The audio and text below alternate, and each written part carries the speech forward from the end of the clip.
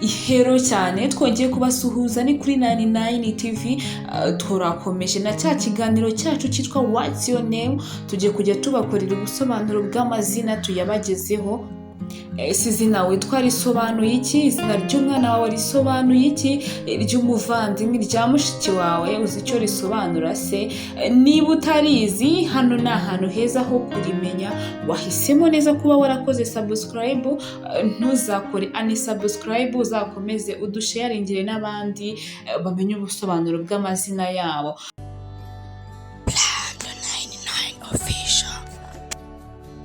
Abantu benshi rero duhora dushakisha amazina agezweho yo kwita abana bacu, ariko akenshi amazina tubita ntabwo tuba tuzi ubusobanuro bwayo. Wahisemo neza rero kuba waje hano ugakora subscribe, ibyo utaruzi, amazina utaruzi ugiye kubimenya. Uyu munsi rero tugiye kubasobanurira amazina agera kuri 5, aho tugiye guhera ku izina Rozine, Lucy, Lydia, Rebecca ndetse n'izina bita abana b'abakobwa ryitwa Linda.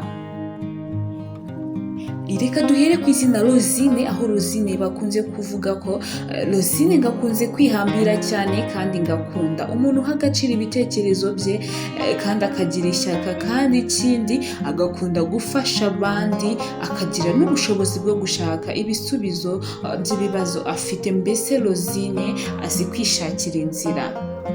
Reka dukomeze n'irindi zina rya kabiri turi buze kugusobanurira, ni izina Ruth cyangwa se Lucy. Iri ni izina rifite inkomoko mu rurimi rw'igiheburayo, bikaba bisobanura umukunzi, mu rurimi rw'icyongereza aho bigasobanura inkuru. Ba Lucy kandi bakunda kuririmba, bakagira isuku, kandi ntabwo bakunda umuntu winjira mu buzima bwabo cyane. Lucy akunda kurenganura abandi, kandi ngo burya Lucy iyo hari ikintu yateguye gukora ntakigereho, ngo imigambi ye akenshi iba ipfuye cyane, kuko ngahita acika intege. Ikindi kandi ba Lucy bazwiho kwitondera imyanzuro bafata, kuko ikunze kuba ikarishye. Ba Lucy kandi ni abakobwa beza inyuma ubareba, ariko iyo baganira bakunze kugira imvugo zikomeretsa bagenzi babo. Kandi ngo Lucy ni umukobwa ukunda kwigenga, ntakunda umuntu umutegeka. Lucy akunda kwitegeka.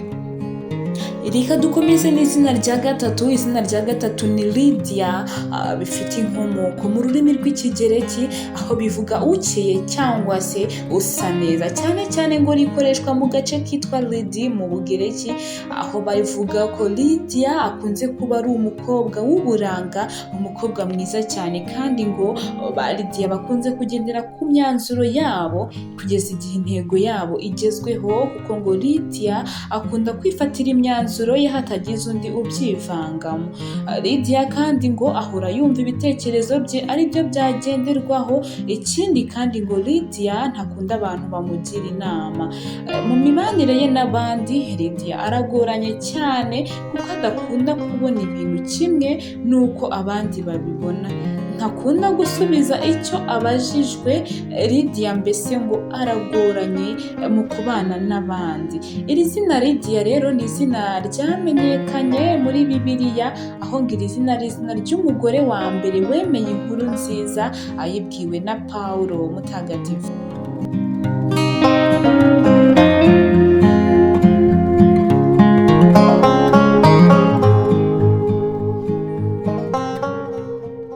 Izina rya kane ni izina Rebecca.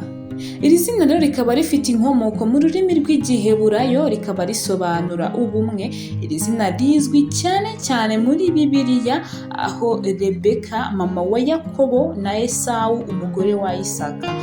Ba Rebecca bakunda kwigaragaza cyane, kandi bakunda ubutunzi no gutegeka.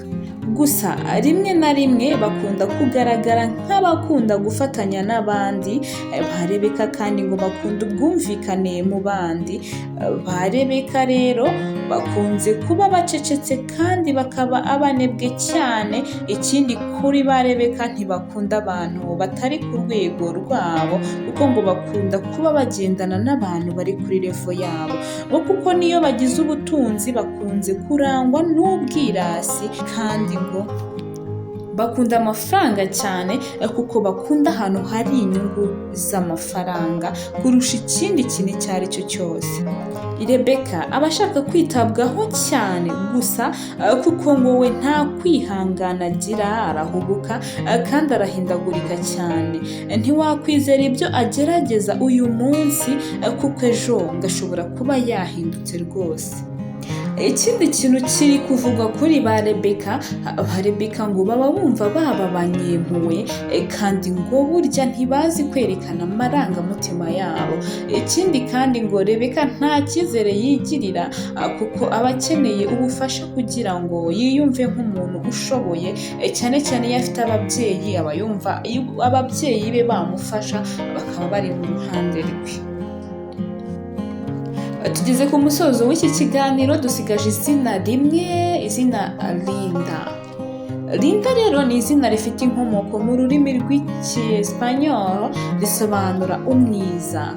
Linda ni umukobwa udapfa gucika intege, arahangana cyane kuko ahora yizeye ko ibyiza biri imbere, acisha make kandi akunda kumva abandi.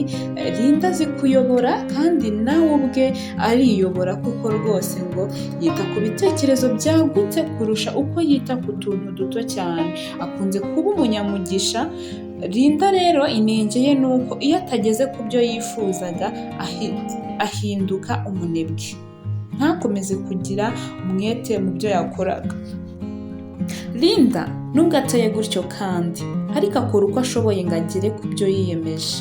Linda akunda kubonwa neza mu bandi kuko akunda kugendana n'ibigezweho kandi byiza, akunda kuba umunyakuri iyo ageze mu rukundo.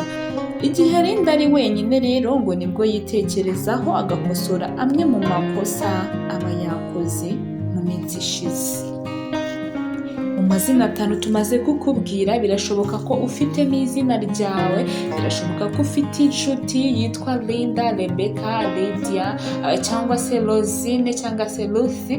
Niba ufite inshuti ukaba wumvise iki kiganiro, musharinge nawe yumve ko izina rye rihuye n'imico ye cyangwa se n'imyitwarire agaragaza mu bandi. Wakoze cyane kubana natwe, ni umugisha cyane kuba turi kumwe. Iki kiganiro n'ibindi byose bizaza turabibashishikarije, turabibakundishije kuko birimo ubwenge, birimo ubushakashatsi. Mwakoze cyane rero, Imana ibaha umugisha. Umuntu wese witwa rimwe mu mazina tumaze gusobanura, ndamubwiye ngo Imana imuhe umugisha.